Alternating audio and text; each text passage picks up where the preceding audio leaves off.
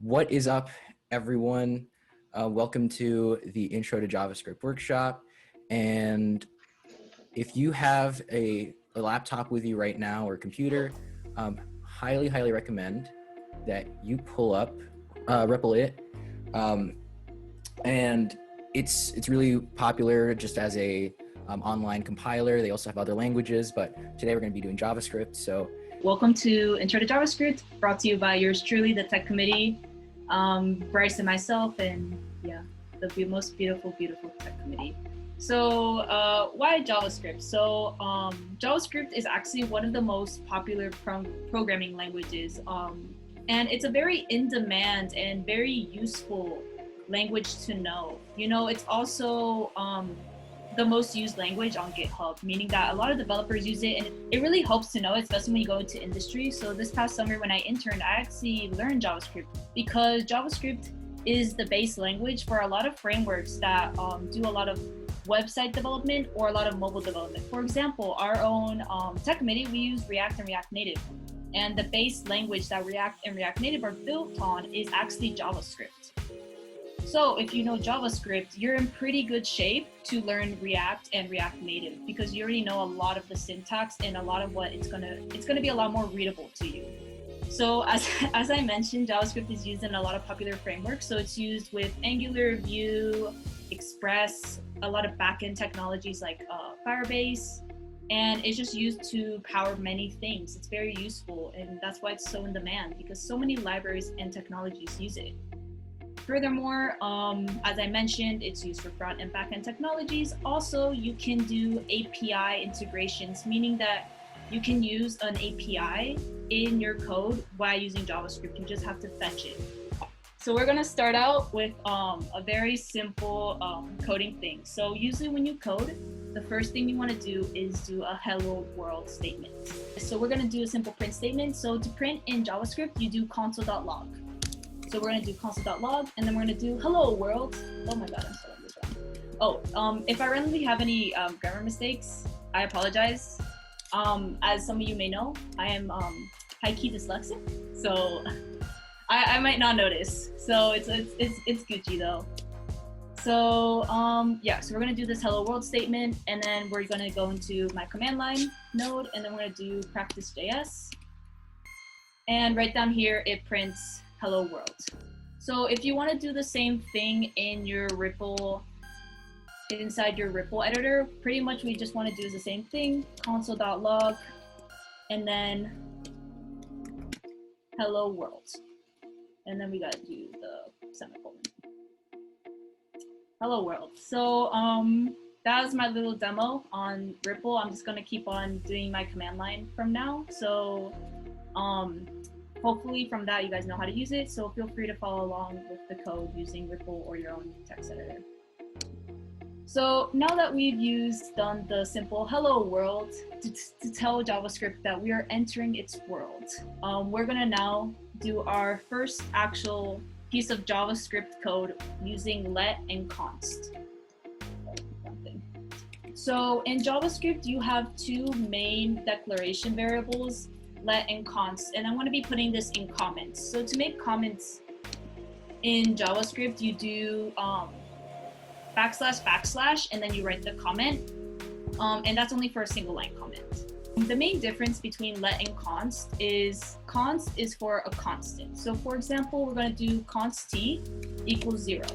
Whenever we want to use a constant, it's for a value that we don't want to change. So right here, we declared const t just equals 0. And if we go and print that out, and we print out t, it's going to show us that we have a 0. And if we do that down here, you see we get hello world and 0. I'm actually going to comment out the hello world because we don't need it anymore. So we're just going to go with the const.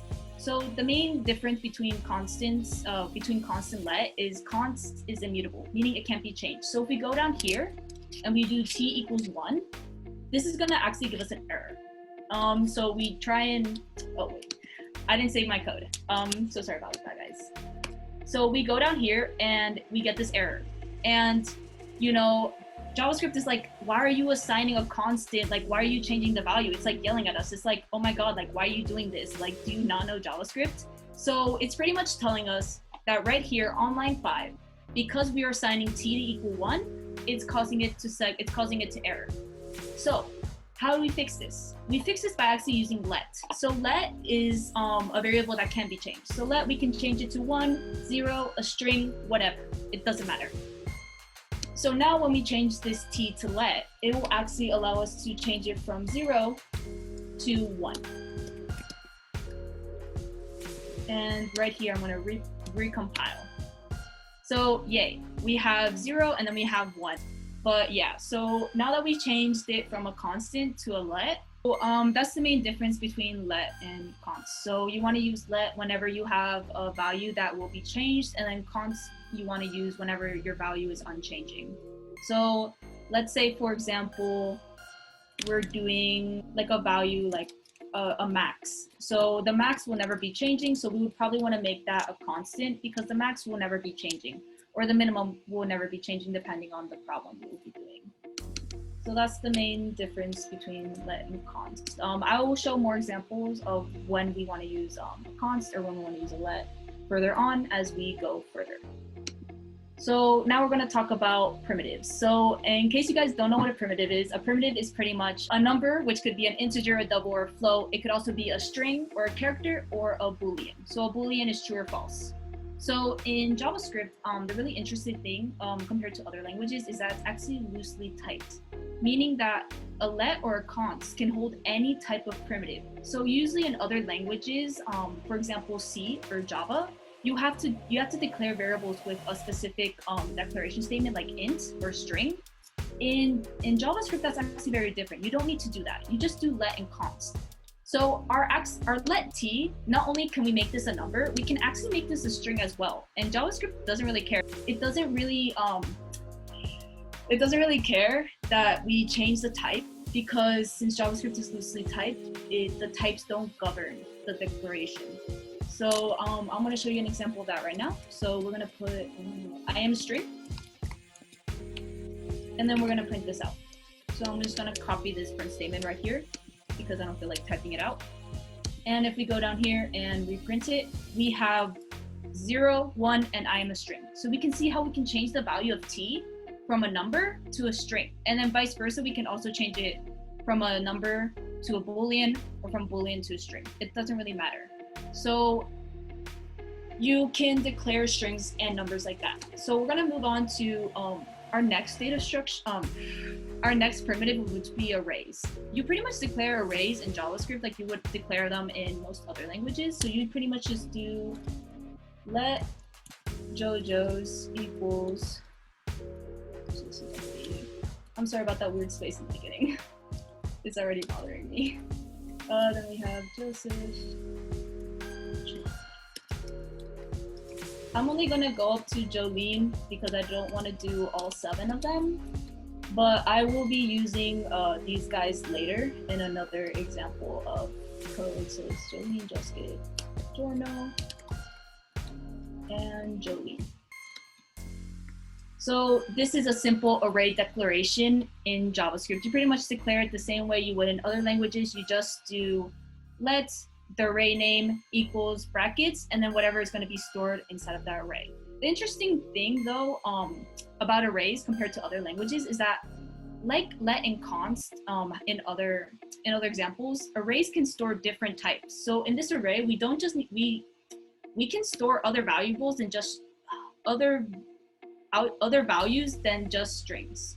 So I'm going to make another array because I'm going to use this one in an example later. So we're going to store a 1, a true, and just a string called str. So normally in other languages, this won't be allowed because in an array, you can only store one type of value. So you can only store numbers, or you can only store strings, or you can only store booleans. So normally this wouldn't be allowed, but since we're using JavaScript, this will be allowed. So if we go down here and we print this out, it will actually work. I'm gonna just comment this out real quick, just so we don't have all this stuff. And we go down here and we print it out, and here we have it. So we have the 1, the true, and the string. So that's perfectly okay in JavaScript. Like JavaScript doesn't really care. That's one of the main differences of JavaScript compared to other languages, that types don't matter, which is really great most of the time. So yeah.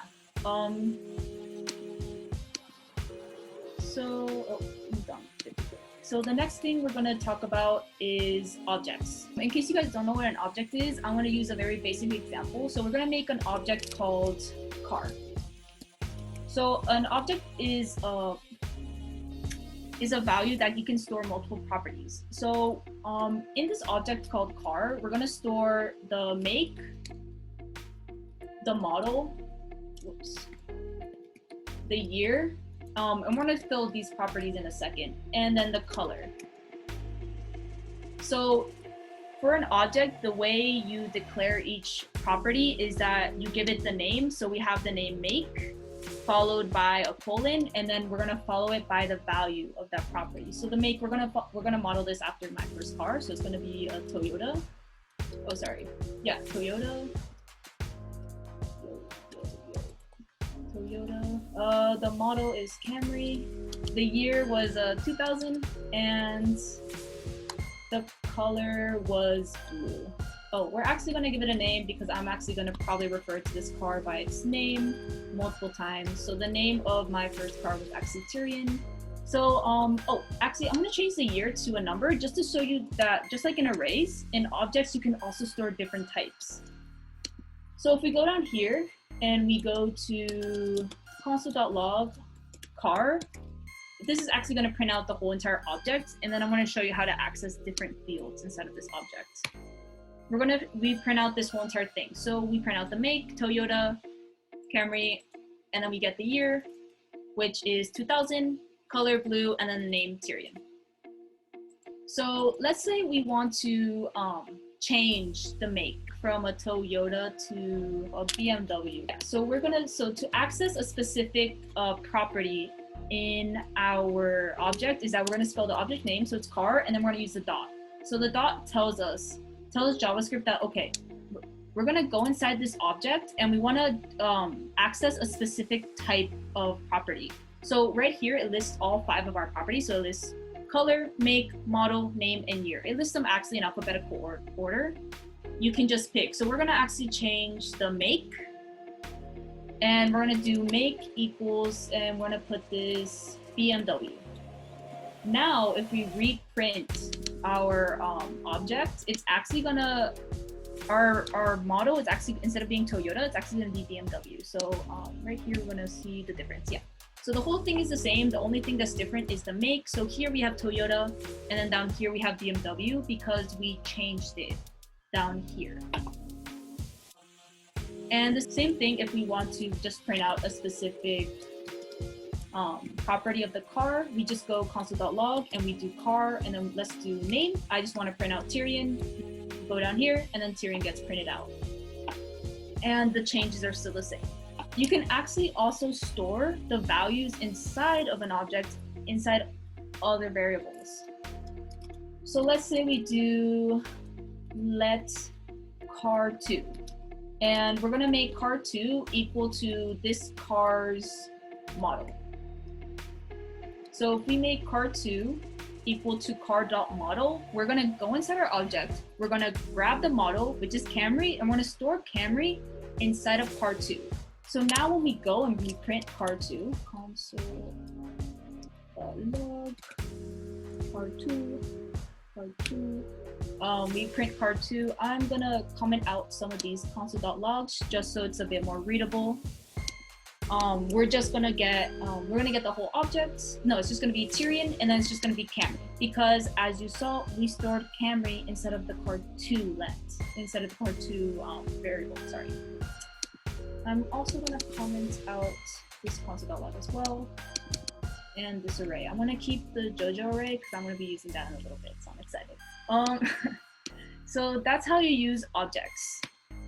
So we're going to move on to functions. Like in every single programming language, we have functions.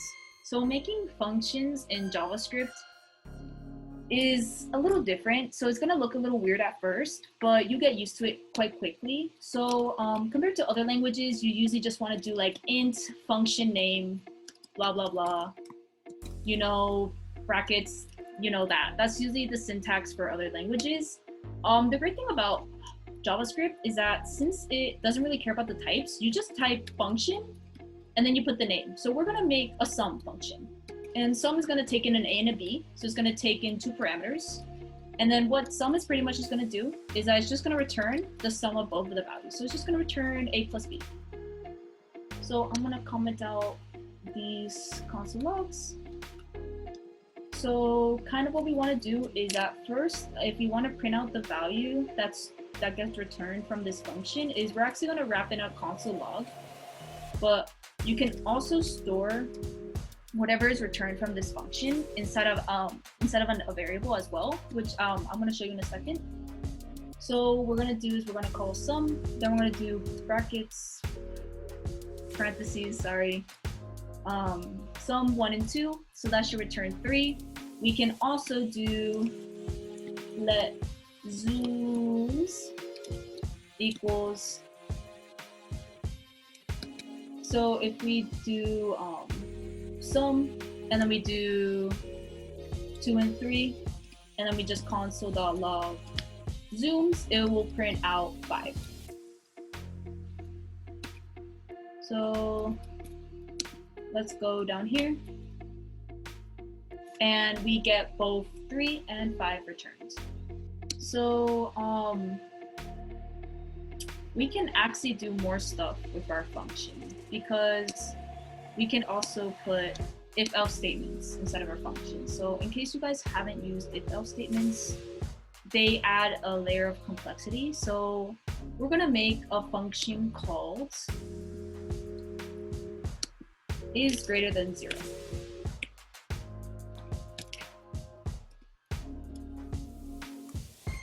Is greater than 0.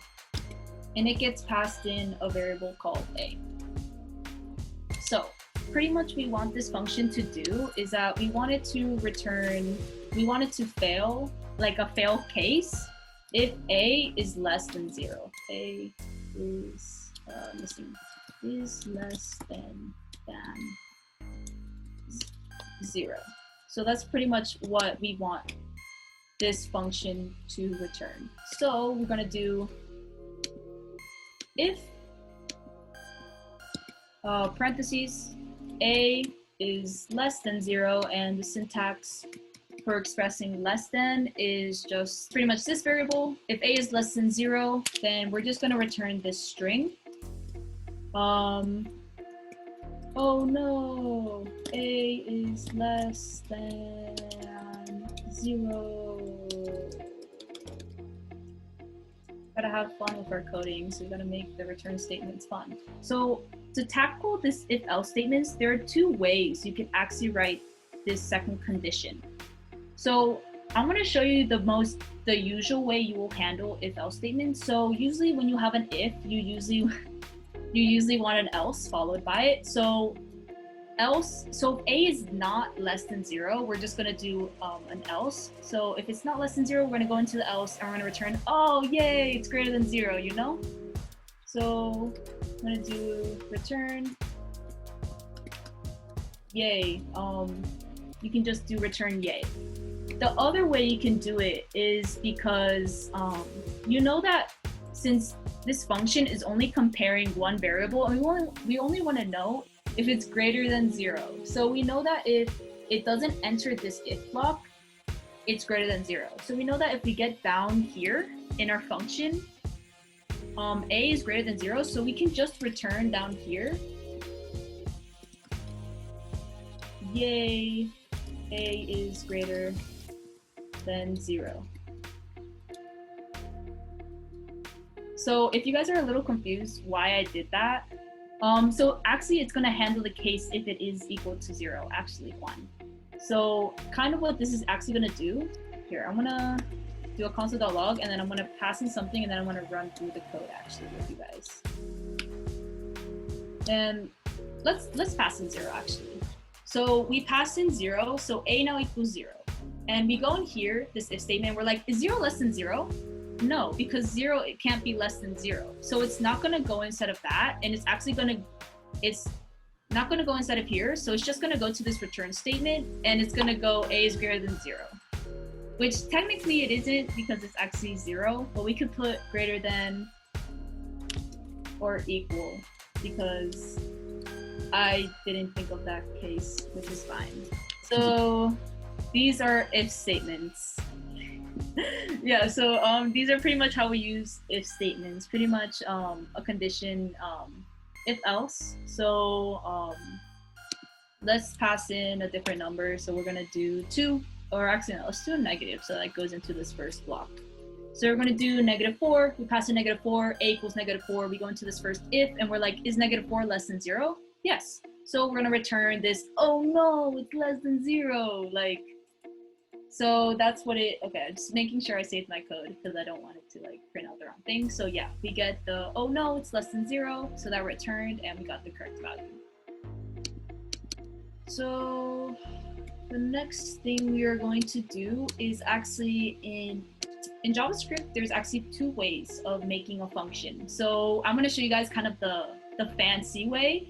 So this is called arrow functions, and they're really nice. It saves you from writing function a lot. So pretty much the syntax is, so we're just going to remake our sum function, but we're going to do it in arrow function format. So we're going to do let sum equals parentheses a and b, because these are the parameters it has, arrow, so arrow and then curly brackets. So this arrow is pretty much telling JavaScript that this is a function. So as you see here, VS Code very nicely highlights function.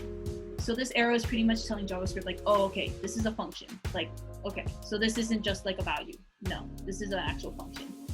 So we do arrow and then we do curly brackets, and that's how you declare an arrow function.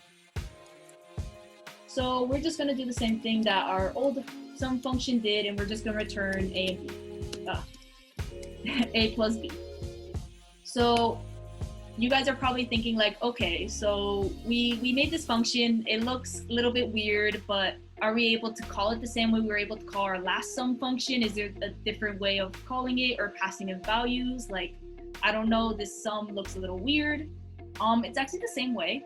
So you pretty much use it the same way you would use a regular function. So we're gonna do let s equals sum, and then we can do 2 and 3, and then we're also gonna print out sum in the console.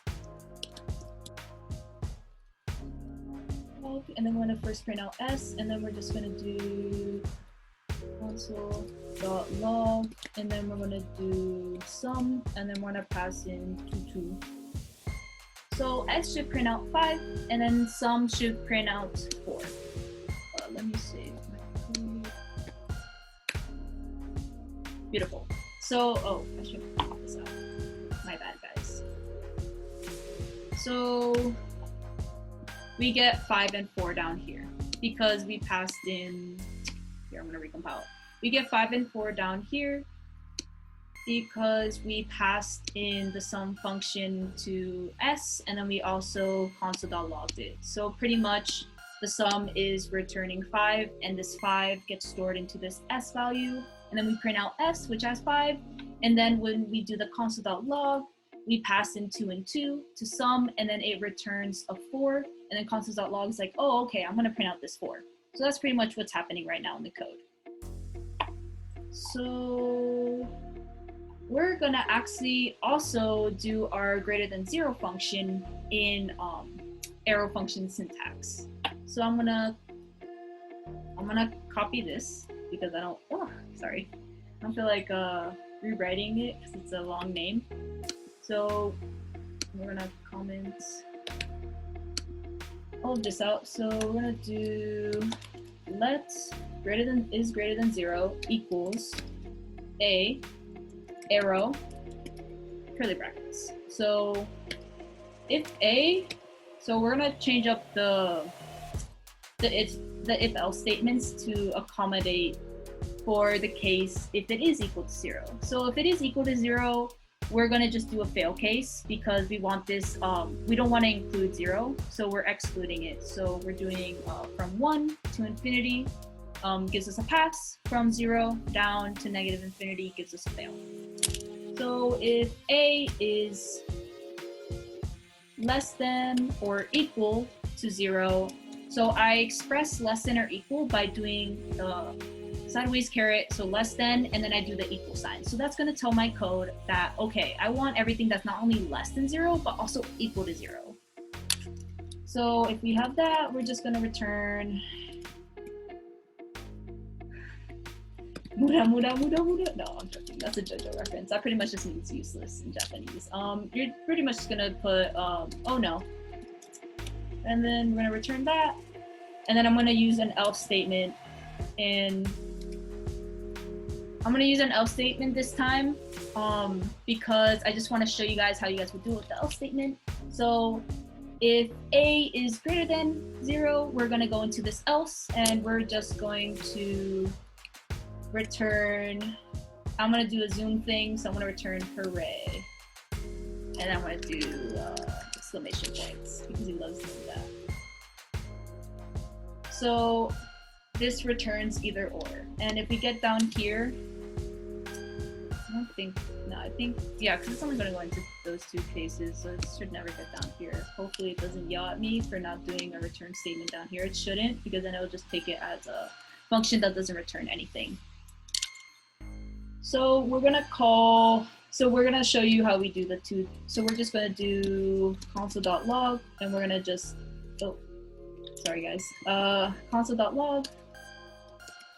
And then we're gonna do is greater than 0, and then we're gonna pass in 9.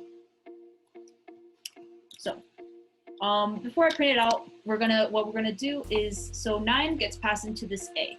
And so we go into this first statement and we're like, is 9 less than or equal to 0? No. So we don't go in here, we go into here. So we're like, so this else condition is gonna pretty much cover every single case that doesn't go inside this if statement. So everything that doesn't go inside here is gonna go inside of here. So this should print out hooray.